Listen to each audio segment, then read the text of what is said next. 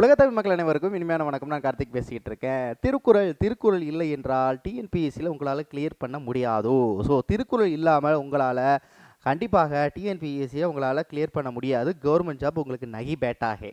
அப்போ திருக்குறளில் இருக்கக்கூடிய 20 அதிகாரத்தை நம்ம எந்த மாதிரி கேள்வி கேட்டாலும் ஆன்சர் பண்ணணும். இந்த திருக்குறளில் எப்படி எப்படி கேள்விகள் கேட்பாங்க, திருக்குறளை எப்படி படிக்கணும், திருக்குறளில் இருக்கக்கூடிய ஒன் பை ஒன்னாக அழகாக அடுத்தடுத்த வீடியோவில் பார்க்க போகிறோம். அதில் இப்போ நம்ம பார்க்க போகிறது திருக்குறளுடைய அறிமுகம். திருக்குறளை யார் யார் சிறப்பாக சொல்லியிருக்காங்க, திருக்குறளில் முதல்ல எத்தனை அதிகாரங்கள் இருக்குது, திருக்குறளை மிக முக்கியமாக இருக்கக்கூடிய இயல்கள் எத்தனை, அதில் இருக்கக்கூடிய ஒவ்வொரு இயல்கள் இருக்கக்கூடிய அதிகாரங்கள் எத்தனை அப்படின்னு மொத்தமாக இப்போ திருக்குறளுடைய அறிமுகத்தை பார்க்க போகிறோம். திருக்குறளோட அறிமுகம் பார்த்ததுக்கப்புறம் ஒரு அதிகாரமாக ஒன் பை ஒன்னாக பார்க்க போகிறோம். ஸோ நம்ப மாட்டீங்க, பக்கவான முறையில் பிளான்லாம் போட்டாச்சு. 3-4 நாள் மேக்ஸிமம் 4 நாளில் திருக்குறள் ஃபுல்லாக முடிக்கிறோம். அடுத்த டெஸ்ட்டு உங்களுக்கு என்ன அப்படின்னா திருக்குறள் தான். சரிங்களா? பக்காவாக பிளானில் இருக்குது. வாங்க போகலாம். ஃபஸ்ட்டு திருக்குறள் எப்படி பிரிக்கிறாங்க அப்படின்னா திரு ப்ளஸ் குறள். திருக்குறள் எந்த மாதிரி பிரிக்கிறாங்க அப்படின்னா திரு ப்ளஸ் குறள் அப்படிங்கிற மாதிரி பிரிக்கிறாங்க. ஸோ இதில் குறள் அப்படின்னாலே 2 அடிகளான குறள் வெண்பாக்களால் ஆனது. அதாவது குறள் அப்படின்னாலே 2 அடி வெண்பாக்களால் ஆனது. அதை நீங்கள் ஃபஸ்ட்டு தெரிஞ்சுக்கணும். திருக்குறளை எழுதியது திருவள்ளுவர். அதை ஃபஸ்ட்டு தெரிஞ்சுக்கணும். அப்போ திருவள்ளுவர் திருக்குறளை எழுதினார். இந்த திருக்குறளில் மொத்த பாடல்கள் எப்படி அப்படின்னு பார்த்தீங்கன்னா ஃபஸ்ட்டு அதிகாரங்களாக பிரிக்கிறாங்க. மொத்தம் 133 அதிகாரம். அதாவது 133 அதிகாரத்தில் மொத்தம் எத்தனை பாடல்கள் இருக்குது அப்படின்னு கேட்டாங்கன்னா அதில் ஒரு 0வை சேர்த்துற வேண்டியதான். 1330 திருக்குறள்கள் நமக்கு கொடுத்துருக்குறாங்க அழகா. ஸோ உலக பொதுமுறை என அழைக்கக்கூடியது திருக்குறள் மட்டும்தான். ஏன்னா எந்தவித மதத்தை சாராமலும் எந்த ஒரு குறிப்பிட்ட இனத்தையும் சாராமலும் உலக மக்கள் அனைவரும் வாழ்வதற்கான கருத்துக்களை அள்ளி தெளித்ததுனால திருக்குறளை நம்ம உலக பொதுமுறைன்னு சொல்கிறோம். அழகு. வேற என்ன சார் சொல்கிறாங்க? இதில் திருக்குறளில் நிறைய அதிகாரங்கள் இருக்குது. நான் சொன்னேன் இல்லையா, 133 அதிகாரங்கள் இருக்குது. இந்த 133 அதிகாரங்களில் உடைமை என்ற பெயரில் மொத்தம் 10 அதிகாரங்கள் இருக்குது. பொது உடைமை, ஒழுக்கம் உடைமை, பொறையுடைமை, இந்த மாதிரி உடைமை அப்படின்னு முடியறதுல ஒரு 10 அதிகாரங்கள் இருக்குது. இதெல்லாம் புத்தகத்தில் இருக்குது. அப்போ திருக்குறள் அப்படிங்கிறதுக்கும் 7 அப்படிங்கிற எண்ணுக்கும் மிகப்பெரிய தொடர்பு இருக்குது. ஏன்னா 133 அதிகாரத்தை கூட்டுப்பலன், அதாவது இலக்கங்களின் கூடுதல் 1 + 3 + 3 7 1330. அதாவது திருக்குறள்கள் 1330. அதையும் 1 + 3 + 3 + 0 அதுவும் 7. நீங்கள் திருக்குறளை பார்த்தீங்கன்னா மொத்தம் 7 வார்த்தைகள் இருக்கும். அதாவது அகர முதல்ல எழுத்தெல்லாம் ஆதி பகவன் முதற்றே உலகு 7 அடிகளை கொண்டது. அப்போ 7க்கும் திருக்குறளுக்கும் மிகப்பெரிய ஒரு ஒற்றுமை இருக்குது அப்படின்னு சொல்கிறாங்க. அதே நேரத்தில் இந்த உலக பொதுமுறை அளிக்கக்கூடிய திருக்குறளை சங்க இலக்கியத்தில் எதில் தூக்கி வச்சுருக்கோம் அப்படின்னு பார்த்தீங்கன்னா 14 கீழ்கணக்கு நூலில் வச்சுருக்கோம். சங்க இலக்கியம் என்றால் என்ன, அதை முதல்ல நீ சொல்லுடா அப்படின்னா, சங்க இலக்கியம் என்பது சங்கம் தோன்றிய காலத்தில் இருக்கக்கூடிய நூல்களை பிரிக்கிறாங்க. சங்க இலக்கியங்கள்னா சங்கம் இருக்கக்கூடிய காலத்தில் உருவாகக்கூடிய நூல்களை பிரிக்கிறாங்க. அதில் 14 கீழ்கணக்கு நூல், 14 மேல்கணக்கு நூல், 14 கீழ்கணக்கு நூல், 14 மேல்கணக்கு நூல். அதில் 14 கீழ்கணக்கு நூலில் இருக்கக்கூடிய அந்த 18ல் ஒன்று தான் நம்ம திருக்குறள். நான் சொல்கிற பாயிண்ட் புரியுதா? அப்போ 14 கீழ்கணக்கு நூலில் இருக்கக்கூடிய ஒரு ஆள் தான் நம்ம இவர். அப்போ 14 கீழ்கணக்கு நூலில் இருக்குது. இதில் ரொம்ப ரொம்ப முக்கியம். அறநூல்களை இருக்குது. கிளியரா இல்லையா? சூப்பர். இப்போ உலக மொழிகளில் பல மொழிகளில் மொழிபெயர்க்கப்பட்டதான் திருக்குறள். புத்தகத்தில் கொடுத்துருக்க கண்டென்ட் படி 107 மொழிகளில் மொழிபெயர்க்கப்பட்டதாக சொல்லியிருக்காங்க. எத்தனை மொழிகளில்? 107 மொழிகளில் மொழிபெயர்க்கப்பட்டதாக சொல்லியிருக்கிறாங்க. இப்போ நம்ம முக்கியமான கண்டென்ட்டுக்கு வரப்போகிறோம். இப்போ திருக்குறளை 133 அதிகாரம் வச்சாலும் இதை 3 பால்களாக பிரிக்கிறாங்க. ஒன்று அறத்துப்பால், பொருட்பால், காமத்துப்பால். என்னது? அறத்துப்பால், பொருட்பால் மற்றும் காமத்துப்பால்.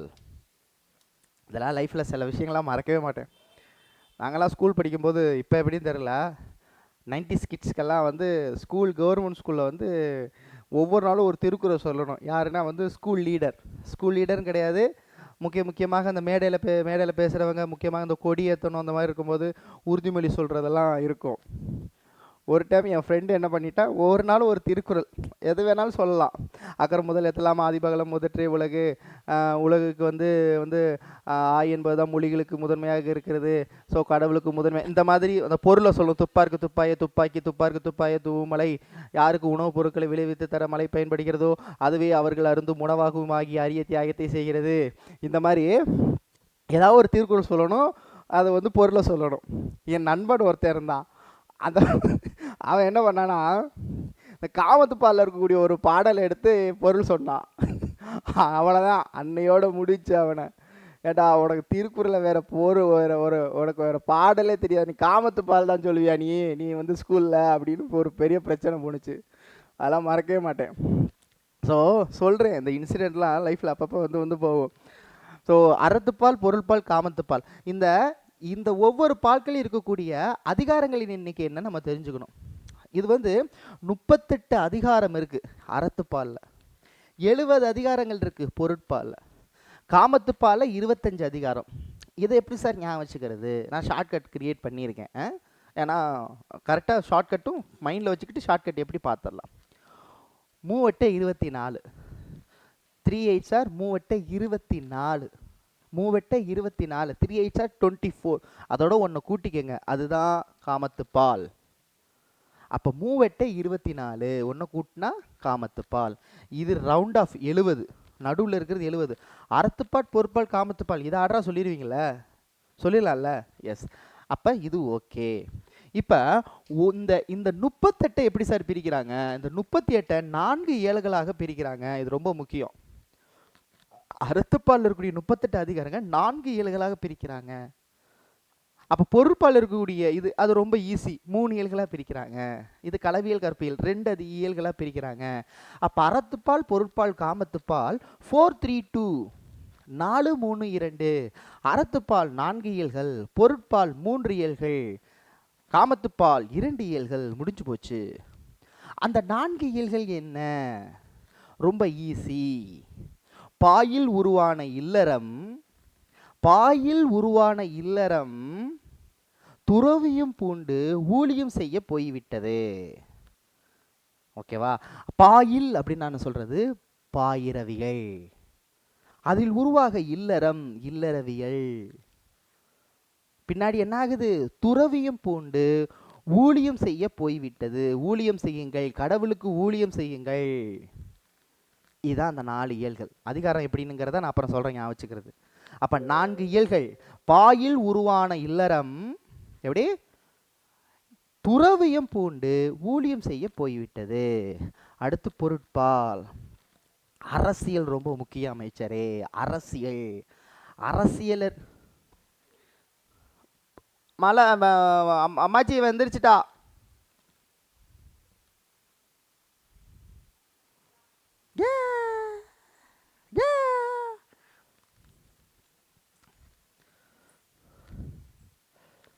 அரசியல் ரொம்ப முக்கியம் அமைச்சரே.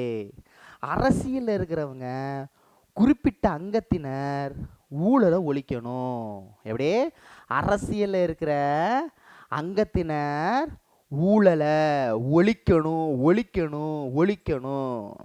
முடிஞ்சு போச்சு. இது களவியல் கற்பியல். முடிஞ்சு போச்சு. இப்போ இந்த இயல்கள் ஞாபகம் வச்சுக்கிறது உங்களுக்கு பிரச்சனை இருக்கா? இல்லையில உங்களை மைண்டில் ஏற்றிட்டேன். அதுக்கு தான் நம்ம கிளாஸ் ஸ்பெஷலு. உங்களுக்கு கிளாஸ் எடுக்கும்போது மைண்டில் ஏற்றிடணும். ஓகேவா?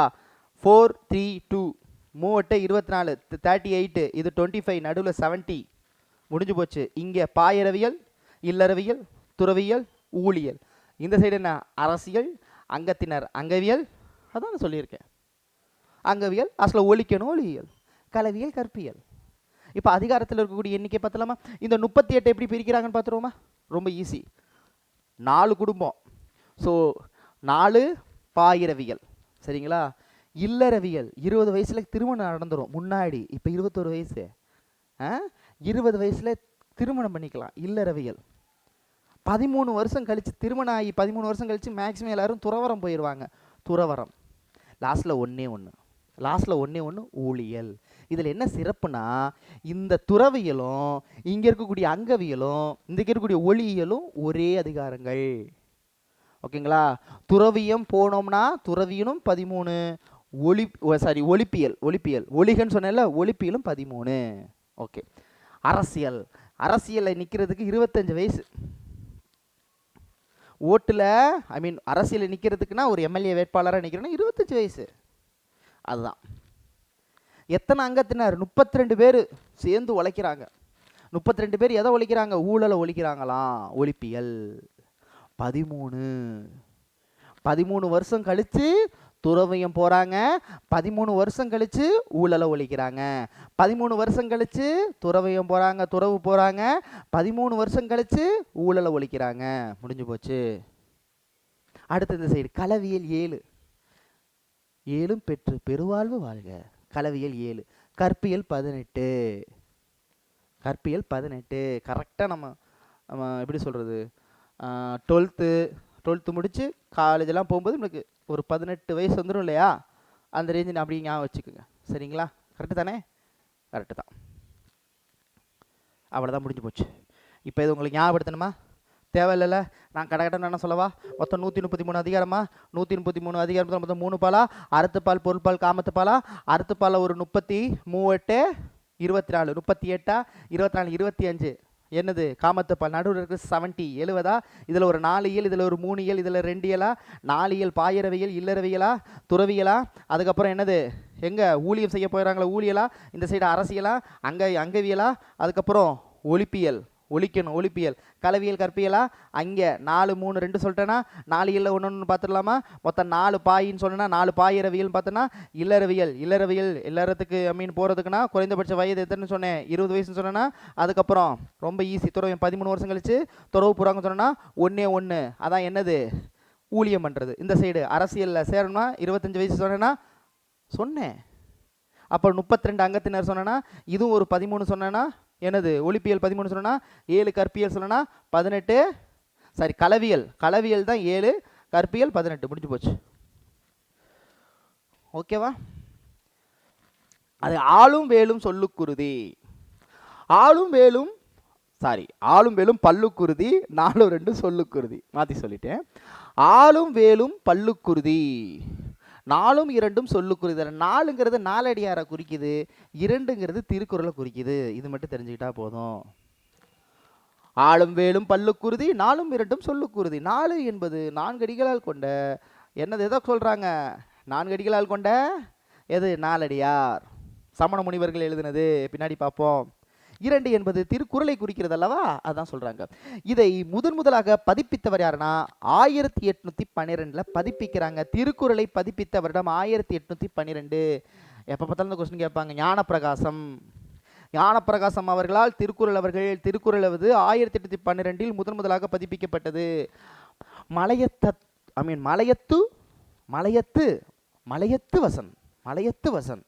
மலையத்து வசன் மகன், அவருடைய மகனா ஞானப்பிரகாசம். ஸோ மலையத்து வசன் மகனாக இருக்கக்கூடிய ஞானப்பிரகாசம் இருக்கிறாரு. திருக்குறள் பெருமையாக சொல்கிறது, திருக்குறளின் பெருமையை பற்றி கூறுறதுக்கு ஒரு நூல் இருக்குது, திருவள்ளுவ மாலை. ஸோ திருவள்ளுவ மாலை என்பது திருக்குறளை போற்றி பாடுவதற்காக பாடப்பட்டது. விக்டோரியா மகாராணி இருக்காங்க இல்லையா? அந்த விக்டோரியா மகாராணியின் காலையில் கண் விழித்ததுடன் படிக்கிறது என்னது? திருக்குறளை தான். அந்த அம்மா தமிழுக்கு அந்த அம்மாவுக்கு சம்பந்தம் இல்லை அந்த அம்மா. ஆனால் அவங்க என்ன பண்ணுறாங்க? திருக்குறளை காலையில் எழுந்திரிச்சு படிக்கிறாங்க. நம்ம என்ன படிக்கிறோம்? காலையில் எழுந்திரிச்சோடனே ஹெட்செட்டை போட்டு ரீல்ஸ் பார்க்குறோம். கரெக்டா? சரி. அடுத்து திருக்குறளுக்கு சிறந்த உரை எழுதியவர் பரிமேலழகர். அது பின்னாடி பார்க்க போகிறோம். சிறந்த உரை எழுதின மொத்தம் 10 பேர் சிறந்த உரை எழுதியிருக்காங்க. உரை நிறையா பேர் எழுதியிருக்காங்க. திருவிக்காலேருந்து ஆரம்பித்து, கலைஞர்லேருந்து ஆரம்பித்து, சாலமோப்பையாலேருந்து நிறைய பேர் உரை எழுதியிருக்காங்க. முதல்ல இருக்கக்கூடிய அந்த 10 நபர்கள் சிறந்த உரை எழுதி 10 நபர்கள்னு சொல்லி மென்ஷன் பண்ணியிருக்கிறாங்க. 10 அப்படின்னு சொல்கிறாங்க. அடுத்ததாக சிறப்பு பெயர்கள். உலக பொதுமுறை என அழைக்கப்படுகிறது. முப்பால், அறத்துப்பால், பொருள்பால், காமத்துப்பால். வாயுரை வாழ்த்து, பொதுவான கருத்துக்களை கூறுகிறது. பொதுமறை, உலகத்துக்கெல்லாம் பொதுவாக இருக்கிறது பொதுமறை. பொய்யாமொழி, தெய்வ நூல். தமிழ் மறை. அப்புறம் முதுமொழி, முதுமொழினாலும் திருக்குறள் தான். அடுத்து உத்தரவேதம், திருவள்ளுவம், உத்தரவேதம், திருவள்ளுவம், இதெல்லாம் இதோடைய சிறப்பு பெயர்கள். எது? திருக்குறளுடைய சிறப்பு பெயர்கள். இப்போ வாங்க உரை எழுதுறவங்கள வரிசையா பார்ப்போம். இப்போ இந்த உரை எழுதுனதில் நான் சில ஷார்ட்கட் சொல்ல போகிறேன், ஒரு கதை மாதிரி சொல்ல போகிறேன், சரிங்களா? அதான் டின்ஸ் இருக்கிறாங்க, பரி பரின்னு 2 பரி. அவங்க 2 பேருமே பரி இல்லை. ஒருத்தர் பேர் பரிபெருமாள், இன்னொருத்தர் பேர் பரிமேலழகர். இவங்க 2 பேருக்கும் ஒரு சண்டை. யார் யாருக்கும்? பரி பரின்னு 2 பரி ட்வின்ஸு. ஒருத்தன் பேர் பரிமேலழகர், இன்னொருத்தர் பேர் பரிபெருமாள். அவங்களுக்கு என்ன பேர் இதுனா, நச்சர் பெரியவரா மல்லர் பெரியவரா? நச்சர் பெரியவரா மல்லர் பெரியவர்? முதல்ல நச்சர் என்றால் என்ன, மல்லர் என்றால் என்ன? இப்போ இதில் நச்சர்னா என்ன, மல்லர்னா என்ன, பொருள் தெரிஞ்சுட்டா ரொம்ப ஈஸிங்க. திருக்குறளை நீங்கள் பொருளை மட்டும் தெரிஞ்சுக்கிட்டா போதும், நீங்கள் தாய்மொழி தமிழாக இருந்தால். சார் மல்லர்னா போர் வீரருங்க, நச்சர்னா ஒரு முனிவருங்க. முனிவர்னு சொல்ல முடியாது, அறிவுடையவர் பெற்றவர், ஒரு ஒரு முதிர்ச்சியான அறிவினை பெற்றவர், முனிவர் ஞாபகம் வச்சுக்கோங்க. ஏய் வீரன் தாண்டா பெருசு, இல்லைடா நாலேஜ் தாண்டா பெருசு. மல்லர் பெருசா நச்சர் பெருசான்னு சண்டை. யாருக்கும்? நம்ம பரிபெருமாளுக்கும் பா, இன்னொன்று பரிமேலழகர் இருக்கும். அப்போ தான் ஒன்று விட்டு சித்தப்பா பையன் வரான், அவனும் பேர் பரி தான், பரிதி, பரிதி, அவன் பேரும் பரிதி.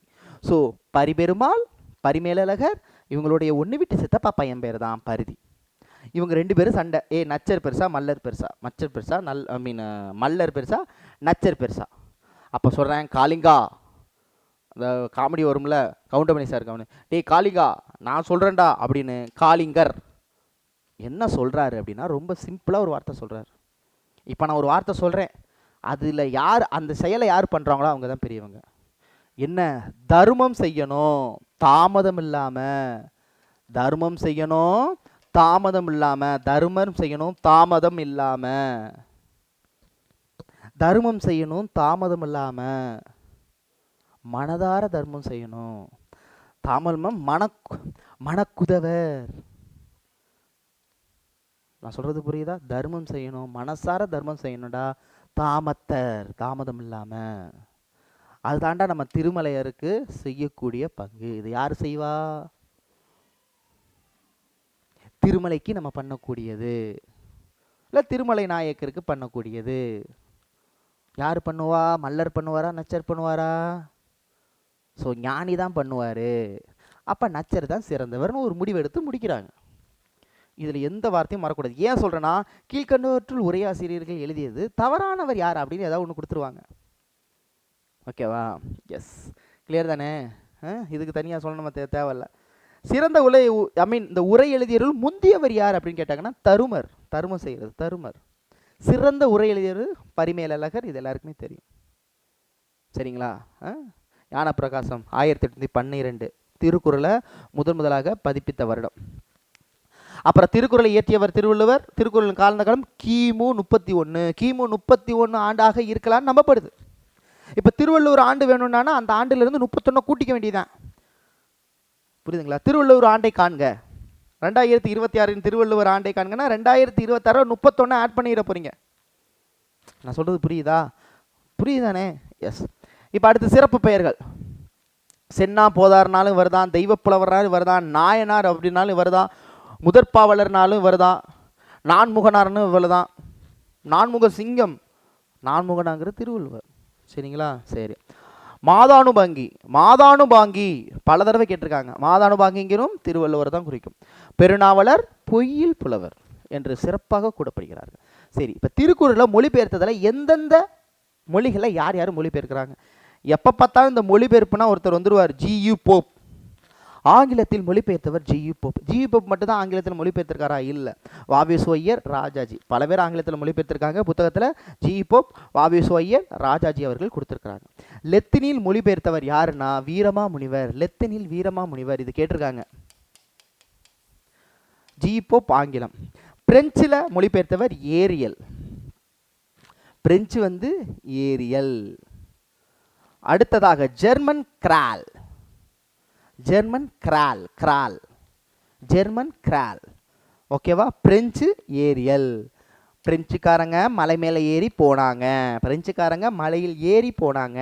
பாண்டிச்சேரி, பிரெஞ்சுக்காரங்க பாண்டிச்சேரியை தான் ஆக்கிரமிப்பு செஞ்சாங்க. பிரெஞ்சு பாண்டிச்சேரி, சேரி, ஏரி, ஏரி, ஏரியல் ஞாபகம் வச்சுக்கோங்க. வடமொழியில் யார் மொழி பெற்றிருக்காங்க? அப்பா தீட்சிதர். அப்பா, அப்பாங்கிற வார்த்தை தந்தைன்னு தான் சொல்லணும், அது அப்பான்னு சொல்கிறோம் இல்லையா? ஸோ வடமொழி அப்பா தீட்சிதர் ஞாபகம் வச்சுக்கோங்க. அடுத்து இந்தியில் வந்து செயின். இந்தியில் வந்து செயின். என்ன செயின்? பிடி செயின். தெலுங்குல வைத்தியநாத பிள்ளை. தெலுங்குல வைத்தியநாத பிள்ளை. 107 மொழிகளில் மொழிபெயர்க்கப்பட்டுள்ளது. திருவள்ளுவர் ஆண்ட, இது ஓகே தானே? இப்போ திரும்ப ஒரு தடவை சொல்லிடுமா, ரொம்ப ஈஸிங்க. லத்தீன் வந்து வீரமாமுனிவர், ஜெர்மன் வந்து கிரால், பாண்டிச்சேரி ஏரி, ஏரியல் வந்து பிரெஞ்சுக்காரங்க, ஆங்கிலம் ஜி பப்பு வாவிசோயர் மற்றும் ராஜாஜி, வடமொழியில் அப்பா தீசிகர், தெலுங்கு நான் தெலுங்குன்னா நான் வயிறு ஞாபகம் வச்சுருக்கேன், சரிங்களா? எஸ். ஸோ தெலுங்குங்கிறது வைத்தியநாத பிள்ளை, ஓகேங்களா? வடமொழி அப்பா, வடமொழி அப்பா தீட்சிகர். இந்திங்கிறது செயின், இந்தி வந்து செயின். அடுத்து 107 மொழிகளில் மொழிபெயர்க்கப்பட்டுள்ளது. முடிஞ்சு போச்சு. நான் ஆல்ரெடி சொன்னாப்புல 31 ஆட் பண்ணால் திருவள்ளுவர் ஆண்டு கிடைத்துவிடும். திருவள்ளுவர் ஆண்டு கிடைத்துவிடும், சரியா? அடுத்ததாக அப்புறம் தை 2ஆம் நாளில் திருவள்ளுவர் நாளாக கொண்டாடுறாங்க, தெரியும் தானே? இது 31 கூட்டினா வரும். இப்போ 2013 31 கூட்ட போகிறீங்க, 2041 வரும். அதே நேரத்தில் தை 2ஆம் நாள் வந்து திருவள்ளுவர் நாளாக கொண்டாடுகிறோம். அது கீழே இருக்கும் பார்த்துக்குங்க. இப்போ திருவள்ளுவரோட சிறப்பை யார் யார் என்னென்ன சொல்லியிருக்கிறாங்கன்னு பார்த்துட்டு அந்த அறிமுகம் கிளாஸ் முடிஞ்சு போச்சு. பார்த்தலாமா? எஸ். ஃபஸ்ட்டு, தமிழ் மனிதன் இனிய உயிர்நிலை என்று உலகோரால் பாராட்டப்படுகிறது. தமிழ் மனிதன் இனிய உயர்நிலை என்று உலகோரால் பாராட்டப்படுகிறது. மனிதன் மனிதனாக வாழ மனிதனுக்கு மனிதன் கூறிய அறிவுரை தான் திருக்குறள். ராமாயண மகாபாரதம்லாம் இல்லை, இது மனிதன் மனிதனுக்கு அறிவுரை கூறுறதா திருக்குறள். அணுவை துளைத்தேல் கடலை புகுட்டி குறுகத்தரித்த குறள் ஔவையார். ஔவையார் என்ன சொல்லியிருக்காரு? அணுவை துளைத்து, அப்பவே அணுக்கரு இயற்பியலை பத்தி பேசிட்டாங்க ஔவையார். அணுவை துளைத்தேல் கடலை புகுட்டி, 7 கடலையும் புகுட்டி கொடுக்கக்கூடிய குறள் தான் திருக்குறள் அப்படின்னு யார் சொல்லியிருக்கா?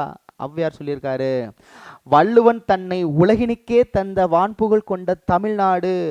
தமிழ்நாடுன்னு முடிஞ்சா பாரதியார். தமிழ்நாடுன்னு முடிஞ்சா பாரதியார். திருக்குறள் திருக்குறளை பற்றி சிறப்பாக பேசல, தமிழ்நாடு முடிஞ்சா பாரதியார், சரிங்களா? வையகமேன் முடிஞ்சா யாரு? நம்ம பாரதிதாசன். பார்த்துருவோம். ஸோ வள்ளுவன் தன்னை உலகனுக்கே தந்த வான்புகழ் கொண்ட தமிழ்நாடு பாரதியார். வள்ளுவனை பெற்றதால் புகழ் வையகமே பாரதிதாசன். புரியுதா ரெண்டுக்கும்? எஸ். இணையில்லை முப்பால் இந்நிலத்துக்கே பாரதிதாசன். தமிழ்நாடுன்னு வந்தால் மட்டும் பாரதியார். வையகமே இந்நிலத்துக்கே. ஸோ இனி இல்லை முப்பாலுக்கு இந்நிலத்துக்கே. அந்த முப்பாலுக்கு இணையாக வேற நூல் கிடையாது தம்பி அப்படின்னு யார் சொல்லியிருக்கா? பாரதிதாசன் சொல்லிட்டாரு. பாரதிதாசன். இந்த உலகத்தில் இருக்கக்கூடிய நாகரிகம் இருக்கு இல்லையா, உலகில் நாகரிகம் முற்றிலும் அழிந்து விட்டால் கூட திருக்குறளும் கம்பன் காவியம், கம்பராமாயணம், கால்டுவெல் சொல்லியிருப்பார். இந்த உலகமே அழிஞ்சு போனாலும் ஒரு பக்கத்து திருக்குறள், இன்னொரு பக்கத்து கம்பன் காவியமும் இருந்தால் போதும், அதை அப்படியே மீண்டு கொண்டு வந்துடலாங்கிறார். கால்டுவெல் சொன்னது. மீண்டும் அதனை புதுப்பித்து விடலாம் என்று கூறினால் கால்டுவெல். ஓகேவா? கிளியரா இல்லையா? ஏ சார் கிளியர் தான் சார். அடுத்து தயவு செஞ்சு போயிருங்க சார். அடுத்து சோவியத் அறிஞர் இருக்கக்கூடிய டால்ஸ்டாய், இதில் வந்து டால்ஸ்டாயின்னு போட்டிருக்கு, டால்ஸ்டாய் இல்லை டால்ஸ்டாய். அவர் என்ன சொல்றாரு? அவர் வழிகாட்டுதல் திருக்குறள் மூலத்தை நேரடியாக படிக்க விரும்பியே தமிழை படிக்க தொடங்கியதாக காந்தியடிகள் கூறியிருக்கிறார். அதாவது சோவியத் இருக்கக்கூடிய அறிஞராக டால்ஸ்டாய் இருக்காலே, டால்ஸ்டாய், அவருடைய வழிகாட்டுதலால் தான் நான் திருக்குறளை படித்தேன்னு யார் சொல்றா? காந்தியடிகள் சொல்றாரு. இந்த ரஷ்யர்களை உருசிய நாட்டில் அணு துளைக்காத துப்பாக்கியால் டுப்புன்னு சுட்டாலும் அந்த அணு துளைக்காத கிரம்பில் மாளிகையில் உள்ள சுரங்க பாதுகாப்பு பெட்டகத்தில் திருக்குறள் வைக்கப்பட்டுள்ளது. விக்டோரியா மகாராணி காலையில் சொன்ன திருக்குறள் படிக்கிறாங்க. உருசிய நாட்டில் அணு துளைக்காத இடத்துல எதை வச்சிருக்கிறாங்க? திருக்குறள் வச்சிருக்கிறாங்க. இங்கிலாந்து நாட்டில் உள்ள அருங்காட்சியகத்தில் திருக்குறளும் விவிலியத்துடன் வைக்கப்பட்டுள்ளது. அதாவது இந்த இங்கிலாந்து நாட்டில் இருக்கக்கூடிய அருங்காட்சியில் திருக்குறள் மற்றும் விவிலியம்னா பைபிள் ரெண்டும் வச்சிருக்கிறாங்கோ, சரிங்களா? அதான் திருக்குறளும் விவிலியத்துடன் வைக்கப்பட்டுள்ளது. சந்தோஷம்.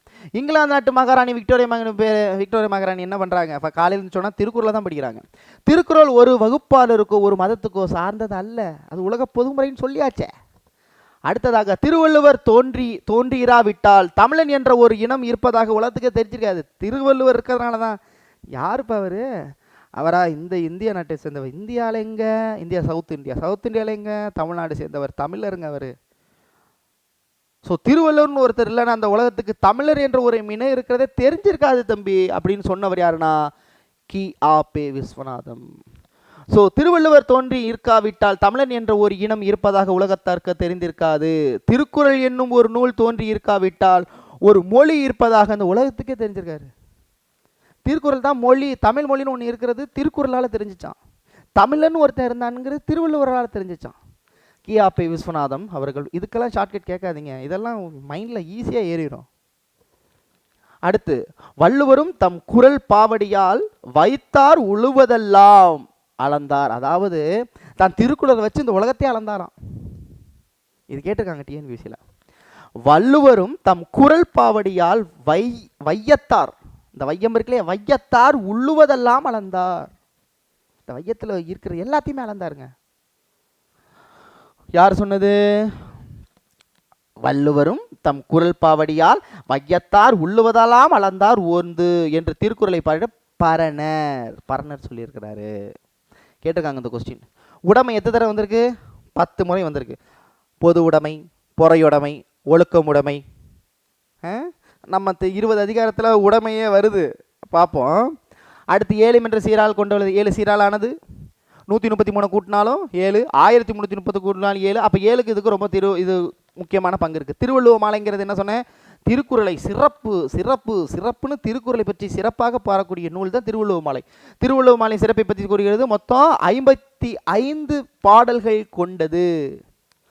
53 புலவர்களால் பாடப்பட்டது. திருவள்ளுவ மாலையில் கீழ்கண்டவற்றுள் திருவள்ளுவ மாலையில் பற்ற கூற்றுகளில் சரியானது எது? நம்பர் 1, திருக்குறளை சிறப்பை பற்றி பாடுவது திருவள்ளுவ மாலை. கூற்று 1 சரி. மொத்தம் எத்தனை புலவர்களால் பாடப்பட்டது? மொத்தம் எத்தனை பாடல்கள் கொண்டது? இந்நூலில் 55 பாடல்கள் கொண்டது. 53 புலவர்களால் பாடப்பட்டது. அப்போ 53 புலவர்களால் 55 பாடல்கள் பாடப்பட்டது. இதில் ரொம்ப ரொம்ப முக்கியமான ஒரு ஸ்டேட்மெண்ட் என்னன்னா, திணையளவு போதா சிறுபுல் நீர். அதாவது திணையளவு போதா சிறுபுல் நீர், ஒரு புல்ல இருக்கக்கூடிய அந்த நீர் இருக்குல்ல, திணையளவு கொஞ்சோண்டு, அது என்ன பண்ணுமா, அது ஆப்போசிட்ல இருக்கக்கூடிய அந்த மரம் இருக்கு பத்தியா, மரத்தை அதில் காமிக்குமா. அதுபோல் அந்த உலகத்தில் இருக்கக்கூடிய எப்பேற்பட்ட கருத்துலையுமே அந்த 2 அடியில் சொல்லிடுவார். யார்? திருவள்ளுவர். அப்படின்னு யார் சொல்கிறா? திருவள்ளுவ மாலையில் சொல்கிறாங்க. இது ரொம்ப முக்கியம், ஓகேவா? ஸோ திணையளவு போதா சிறுபுல் நீர், அதில் இருக்கக்கூடிய சிறு புல்லில் இருக்கக்கூடிய நீர் நீண்ட பனையளவு காட்டும். புரியுதுங்களா? எஸ். மனையளவு வள்ளை, இது யாருன்னா கபிலர் சொல்லியிருப்பார், அதான் இதுக்கு அர்த்தம். அப்போ எப்பேற்பட்ட விஷயத்தையுமே சொல்லிடுவார் திருவள்ளுவர், ஓகேவா? சரி, முடிஞ்சுங்க. இப்போ படித்தது அறிமுகம். ஸோ திருவள்ளுவர் சிறப்பு, திருக்குறளான சிறப்பு இதை தாண்டி புத்தகத்தில் வேறு எங்கும் கிடையாது, வேறு எங்கு கிளைகள் கிடையாது, மாதிரி வேறு எங்கே குறிப்புகள் கிடையாது. எடுத்து உங்களுக்கு கொடுத்துட்டேன், நல்லா படிச்சிருங்க, மைண்டில் ஏற்றிடுங்க. அடுத்தடுத்த வீடியோவில் 20 அதிகாரம் டக்கு டக்கு டக்கு டக்கு டக்கு டக்குன்னு முடிக்க போகிறோம். 3 நூல் 4 நாளில் முடிக்கணும். சரிங்களா? Thank you so much. நல்ல முறையில் படிங்க. பக்கவான முறையில் இந்த 20 அதிகாரத்தில் ஒரு 2 நாள் 3 நாள் கான்சன்ட்ரேஷன் பண்ணி திருக்குறளுக்கு ஃபுல் கான்சன்ட்ரேஷன் பண்ணுங்கள். இதில் எந்தெந்த மாதிரி கேள்வி கேட்பாங்க, எப்படி படிக்கலாம், திருக்குறளை எப்படி எளிமையாக படிக்கிறது, நீங்கள் மனப்பாடமே பண்ண வேண்டாம். நீங்கள் தமிழ் மொழியில் பயின்றவர்கள் என்றால் மனப்பாடமே தேவையில்லை. பார்த்தலாம். Thank you so much. மீண்டும் சந்திக்கலாம். நன்றி, வணக்கம்.